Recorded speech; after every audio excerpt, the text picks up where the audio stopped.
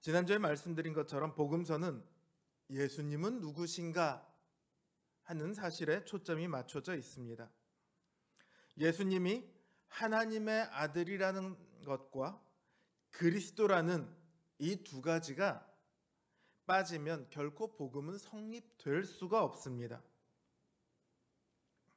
근데 의외로 교회는 이 두 가지 중에 하나에만 치우칠 때가 종종 있습니다.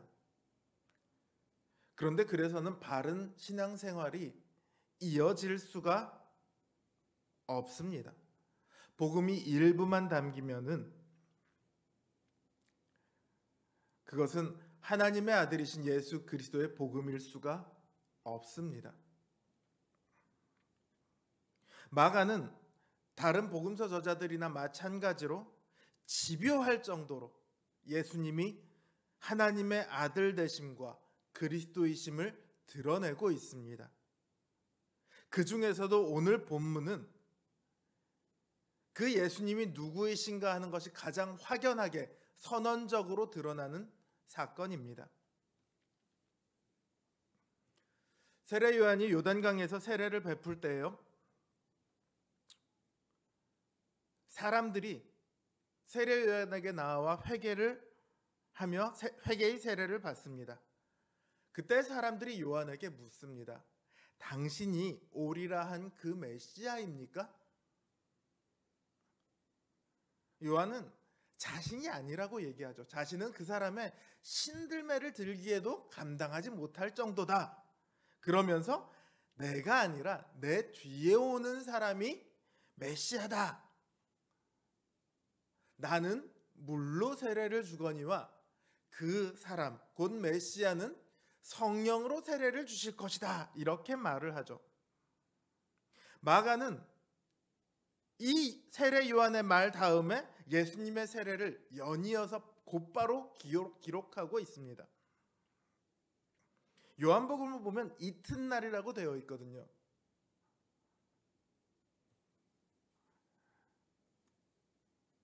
그런데 마가는 그 정도의 시간도 허용하고 싶지 않아요. 그래서 그냥 그때라는 표현으로 바로 시작을 합니다. 마치 영화의 중요한 장면들이 연달아서 이어지는 것처럼 그런 식으로 우리에게 하나로 이어지는 이야기로 그렇게 보여주고 싶은 거예요. 그러니까 예수님이 성령으로 세례를 받는 장면을 통해서 요한이 말한 그 메시아가 바로 예수님이라는 것을 보여주고 싶은 거예요.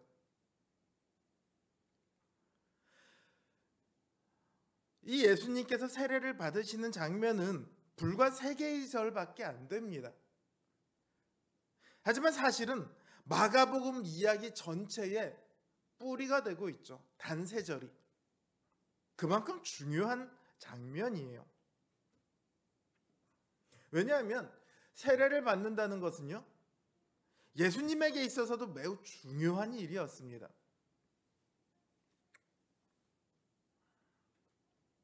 세례 요한에게 세례를 받은 사람들이 누군가를 다시 한번 확인해 보세요. 5절에 보면 온 유대 지방과 예루살렘 사람이 다 나아가 이렇게 기록을 하고 있습니다. 예수님 당시에 유대인들이 주로 살던 땅이 어디냐면 유다 지방, 그 위에 있는 사마리아 지방, 그리고 그 위에 있는 갈릴리 지방이에요. 예루살렘은 이 유다 지방에 있죠.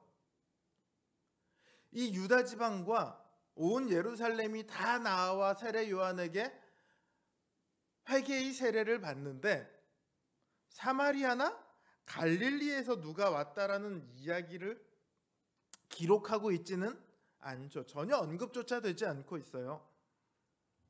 그러니까 갈릴리에 세례 요한의 소문이 거기까지 퍼져서 갈릴리 사람들이 우르르 해서 예수님과 함께 세례를 받으러 나아오는 여러 명 중에 한 명으로 예수님이 세례를 받으러 오신 것이 아니라 마가는 예수님께서 그 혼자 본인의 의지로 갈릴리에서부터 사마리아를 거쳐서 유다를 거쳐서 요단강가로 나아왔다. 그렇게 이야기를 하고 있는 거죠. 그만큼 예수님께서 세례를 받고자 하는 목적이 뚜렷했습니다. 왜 이 세례가 예수님에게 중요한 사건이었을까요? 예수님이 누구이신가를 확연하게 드러내주기 때문입니다. 예수님께서 세례를 받으실 때 장면을 한번 이렇게 볼까요? 예수님께서 세례를 받으실 때 물에서 올라오실 때 하늘이 갈라짐과 성령이 비둘기같이 자기에게 내려오심을 보시더니, 이렇게 기록하고 있습니다. 이건요, 다른 복음서에서 기록된 것과 조금은 달라요. 마태복음이나 누가복음은 그냥 그때 장면을 객관적인 제3자의 입장에서 기록을 하고 있습니다. 성령이 내려오고 소리가 들렸다, 이렇게만 적고 있죠. 요한복음은요, 성령이 내려와 예수님 위에 머무는 것을 사람들이 볼 수 있었던 것으로 그렇게 기록하고 있어요. 마가복음은 지금 누가 봤다고 되어 있죠? 자기에게 오심을 보았다라고 되어 있어요. 이 자기가 누구예요? 예수님이죠. 그러니까 요한복음은 사람들이 다 봤다. 마가복음은 예수님이 자기에게 오심을 보았다. 이게 서로 다른 이야기를 하는 게 아니에요.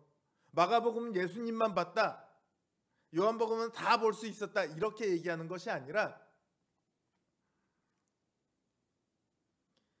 초점이 다른 거예요. 마치 영화를 보여줄 때 한 사건을 멀리서 이렇게 잡아서 그 안에 많은 사람들이 들어가서 거기 무슨 사건이 일어나고 있는지를 이 배우들도 다 볼 수 있는 그런 상황처럼 이렇게 보여질 때가 있는가 하면, 주인공이나 한 인물에게만 이렇게 초점을 맞춰서 그 사람의 입장에서만 이렇게 보여줄 때가 있어요. 마치 그것처럼 이 마가복음도 예수님에게만 집중해서 예수님이 지금 이 환상과 음성을 보고 들으시는 이 장면에 집중해서 보여주고 있는 거예요. 이렇게 예수님에게 집중해서 보여주는 것은 그만큼 이 세례가 이후 예수님께서 행하실 사역에 깊은 연관이 있는 출발점이라는 것을 보여주고 싶은 거죠. 이 세례를 통해 가장 먼저 확인되는 것은 예수님은 하나님의 아들이라는 사실이에요. 이것은 예수님의 자신의 입으로 증명된 것이 아니라 성령 하나님의 음성으로 확인되고 있습니다. 혹은 성부 하나님의 음성으로 확인되고 있습니다. 세례 요한이 자신의 뒤에 오실 메시아는 성령으로 세례를 줄 것이다, 이렇게 분명히 말을 했거든요. 그리고 요한복음 1장 33절에 보면 성령이 내려서 누구 위에든지 머무는 것을 보거든 그가 곧 성령으로 세례를 주는 이인 줄 알라 하셨기에 요한이 보고 예수님이 하나님의 아들이라고 증거했노라고 그렇게 기록을 하고 있습니다. 자, 하나님이 요한에게 말씀하신 것은 뭐냐면요, 성령이 내려서 누구 위에든지 머물거든 그 사람이 성령으로 세례를 줄 사람이다, 여기까지만 말했어요. 근데 세례 요한이 뭐라고 얘기하냐면 그 사람이 하나님의 아들이라고 증거했다, 이렇게 기록이 되어 있거든요. 왜 이런, 하나님이 말씀하셨는데 요한복음의 저자인 사도 요한이 그 부분을 빼고 기록했을까요? 그것을 명확하게 알 수는 없을 거예요. 그런데 성령으로 세례를 준다라는 그 사실 안에 이미 하나님의 아들이라는 의미가 포함이 되어 있어요. 왜냐하면 하나님의 아들이 아니고서는 성령으로 세례를 줄 수가 없어요. 사람이 성령님을 자기 마음대로 부릴 수 있을까요? 내가 저 사람에게 성령을 줘야지 하고 조성웅이라는 목사가 가서 성령 받아라 이렇게 하면 성령이 내 뜻대로 주어질까요? 그렇지 않아요. 제가 뭐라고요? 그건 허락되지 않는 정도가 아니라 애초에 불가능한 겁니다. 성령을 보낼 수 있는 분은요, 애초부터 성부 하나님과 성자 하나님밖에 없어요. 그 이외에 어느 누구도 성령님을 감히 보낼 수가 없습니다.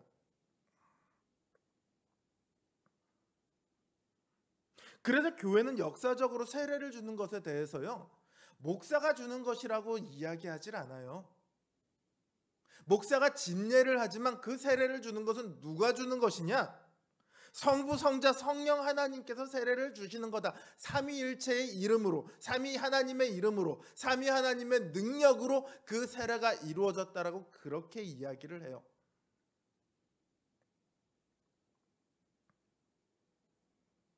그런 점에서 오늘날 마치 어떤 개인이 성령 세례를 줄 수 있는 것처럼 이야기한다면, 혹은 누가 용해갖고, 용하다는 말도 좀 그렇죠, 누가 성령 세례를 주는데 그 성령 세례를 받은 사람들은 다 뭘 하고 뭐라고 그런데더라.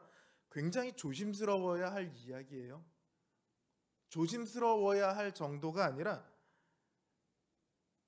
하지 않아야 할 매우 위험한 행동이에요.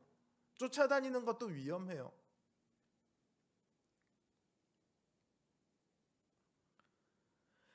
그런 것들을 통해서 마치 신앙생활에 활력이 있는 것처럼 느끼게 될지는 모르지만,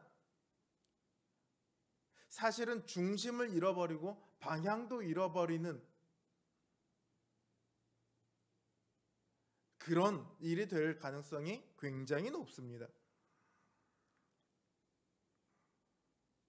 하나님께서 스스로 밝히신 것처럼 예수님만이 우리에게 성령의 세례, 곧 죄사함과 영생의 세례를 주실 수 있는 유일한 분이십니다. 마가는 이야기하는 거예요. 그분은 우리에게 성령의 세례를 주실 터인데 그게 가능한 것은 그분이 하나님의 아들이기 때문이다. 그렇다고 마가가 예수님은 하나님의 아들입니다, 여기서만 끝내지는 않아요. 예수님께서 하나님의 아들이라면 세례를 받으러 굳이 오실 이유가 없죠.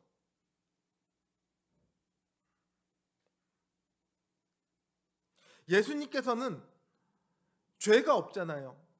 근데 죄사함의 세례를 왜 받으시죠?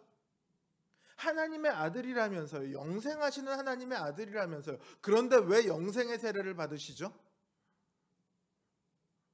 그분은 받으실 필요가 없어요. 그러나 그분이 무엇 때문에 이 땅에 오셨는가?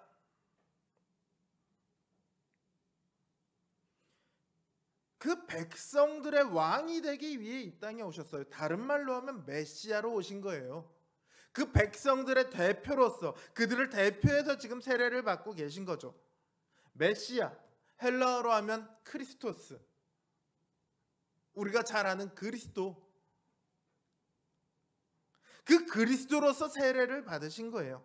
비록 예수님은 죄인이 아니시지만 스스로 죄인들이나 받아야 할 그 자리에 서신 거예요.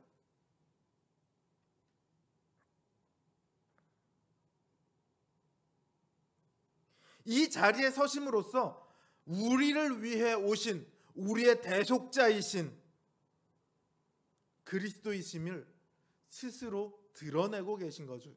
그리고 하나님께서 그것을 인정하고 계신 거죠.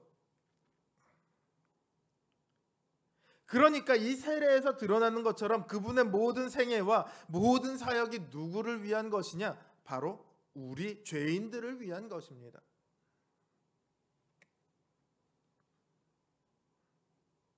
그래서 예수님께서는 세례를 받기 원하셨어요. 자기 자신을 위해서가 아니라 바로 우리를 위해서. 예수님 자신의 하나님의 아들이라는 것을 증명받기 위해서가 아니라 우리가 그것을 알도록 하기 위해서 세례를 받으신 거죠. 그래서 세례 요한에게 세례를 받으러 가셨을 때 세례 요한이 이야기합니다.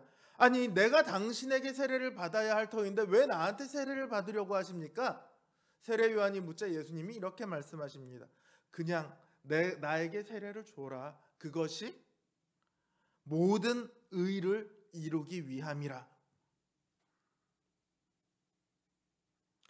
예수님은 우리를 구원할 그 의를 이루시기 위해서 세례를 받으시는 거예요.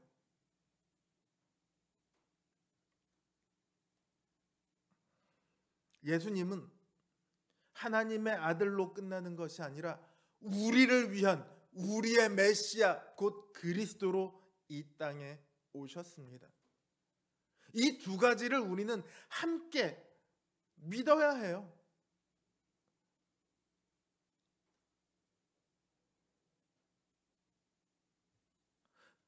초월에 계시는 그 하나님의 아들이라는 것에만 우리가 집중을 하면 우리 신앙생활이 굉장히 건조해질 가능성이 있습니다. 무조건 그렇게 된다는 뜻은 아니에요. 신앙생활 잘 하시는 분들도 있지만 건조해질 가능성이 충분히 있습니다. 반대로 우리를 위해 오신 우리의 그리스도라는 것에만 초점을 맞추면 우리의 신앙생활이 방종으로 흐르기 딱 좋아요.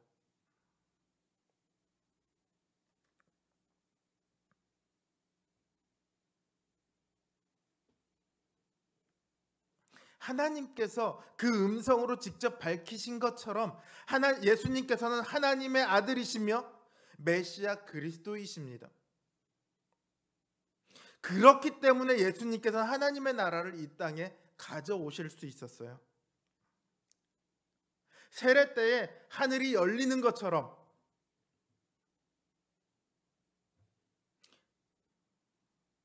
예수님께서 돌아가실 때 하나님과 인간 세상을 가로막고 있던 그 휘장이 찢어져 열립니다. 같은 단어예요. 같은 단어가 사용되고 있어요. 예수님께서는 하나님 나라를 이 땅에 가져오셨고 우리를 데리고 하나님께로 나아가십니다. 하늘이 열리고 휘장이 찢어지는 게 그 의미예요.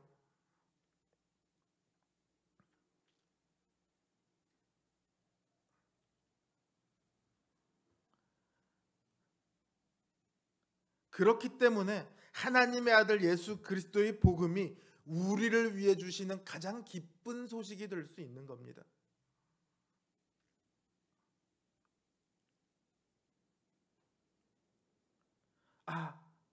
이 예수 그리스도를 통해 내가 이제 하나님께로 나아갈 수 있구나. 이 예수 그리스도를 통해 하나님께서 이제 나에게 다가와 주셨구나. 예수 그리스도는 하나님과 우리를 잇는 중보자이십니다. 스스로 중보자가 되기 위해 우리 곁에 오신 하나님의 아들이시죠.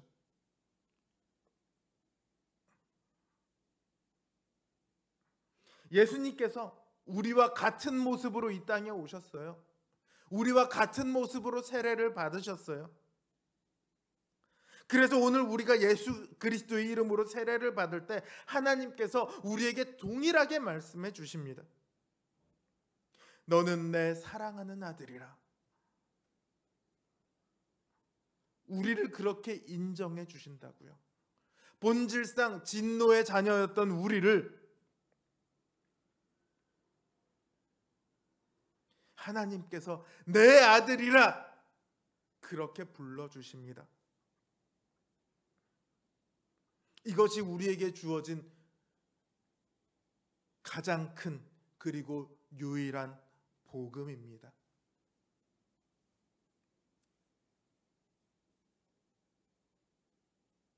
이외에 다른 어떤 것도 우리에게 주어지지 않았어요.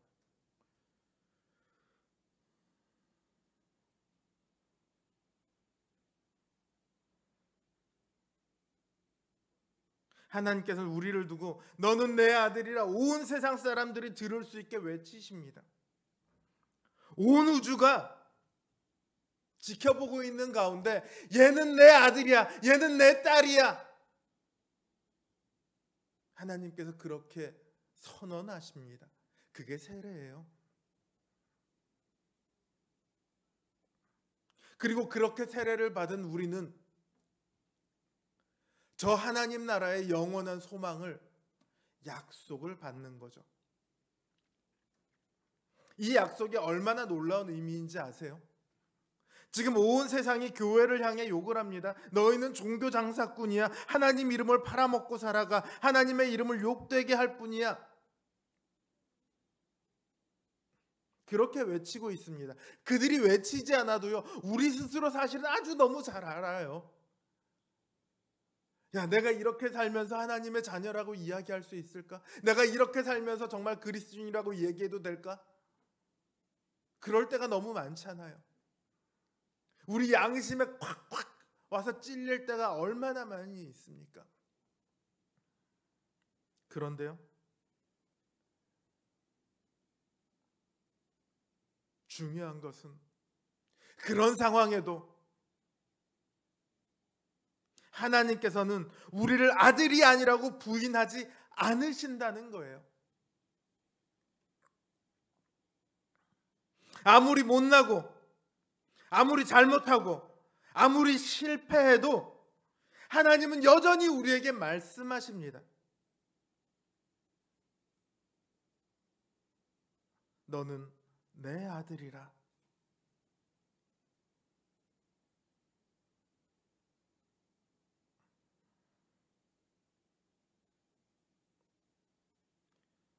여기에 우리의 소망이 있습니다.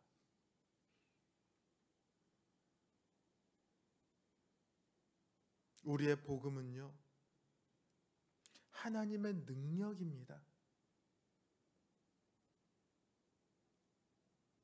우리를 붙들고 놓지 않으시는, 우리를 죽음에서 건지시는 그 하나님의 능력입니다. 그렇기 때문에 누군가 야, 교회가 그 꼴이 뭐야? 할 때 발끈할 필요가 없습니다.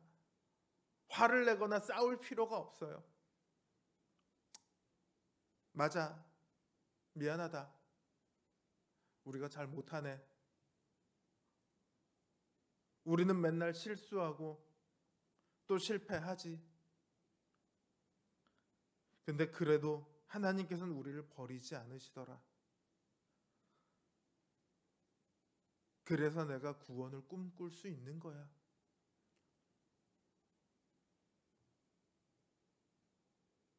이게 우리가 할 수 있는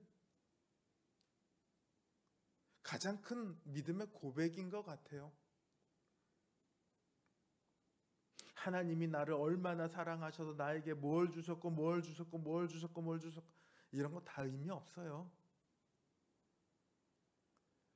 나는 정말로 못하는데, 나는 정말로 자격이 없는데, 내가 나를 봐도 참 한심해 죽겠는데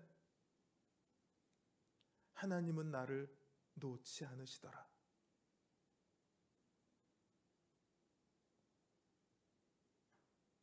여러분, 이 소망이 저와 여러분의 소망뿐만 아니라 우리가 함께 믿기를 바라는 우리의 가족들, 우리의 이웃들, 우리의 친구들, 그들의 간절한 소망이 되었으면 좋겠습니다.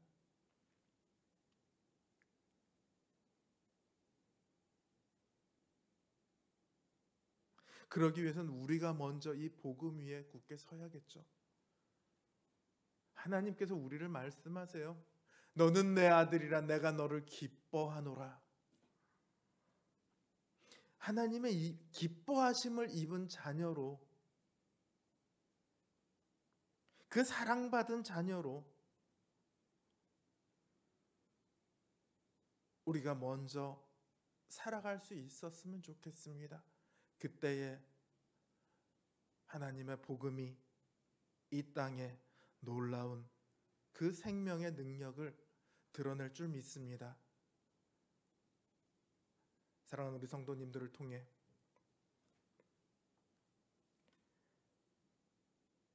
그 하나님의 사랑이 늘 증거되는 역사가 있기를 주님의 이름으로 기원합니다.